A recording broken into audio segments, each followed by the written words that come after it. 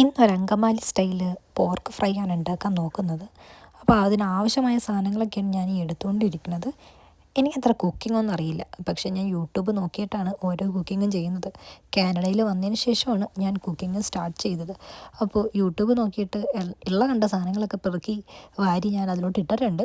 അപ്പോൾ അതിൻ്റെ ഇടയ്ക്ക് കുറേ പൊട്ടിത്തെറി സംഭവങ്ങളൊക്കെ സംഭവിച്ചു. എനിക്ക് ഭയങ്കര പേടിയാണ് ആക്ച്വലി.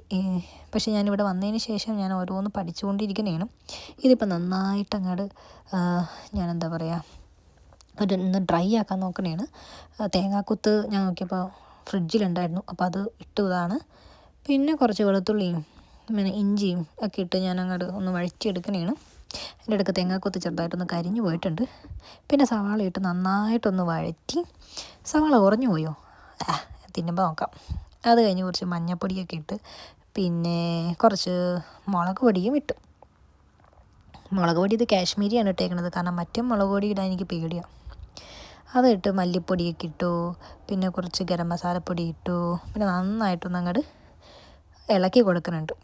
അത് കഴിഞ്ഞ് നമ്മൾ ഇന്നലെ എൻ്റെ ഹസ്ബൻഡ് റെഡിയാക്കി വെച്ച പോർക്കാണ്, അത് ഞാൻ ഇതിലോട്ടിട്ട് നന്നായിട്ട് ഇളക്കി കൊടുക്കുന്നുണ്ട്. ഏറ്റവും ലാസ്റ്റ് ആകുമ്പോഴാണ് നമ്മൾ ഇതിൽ കുരുമുളക് പൊടി ചേർക്കണമെന്ന് കേട്ടിട്ടുണ്ട്. അപ്പോൾ കുരുമുളക് പൊടി എടുത്ത് വെച്ചിട്ടുണ്ട്. എന്നിട്ട് ലാസ്റ്റ് ആയപ്പോഴേക്കും ഞാൻ കുറച്ച് കുരുമുളക് പൊടി അതിലേക്ക് അങ്ങോട്ട് വാരി വെതറി.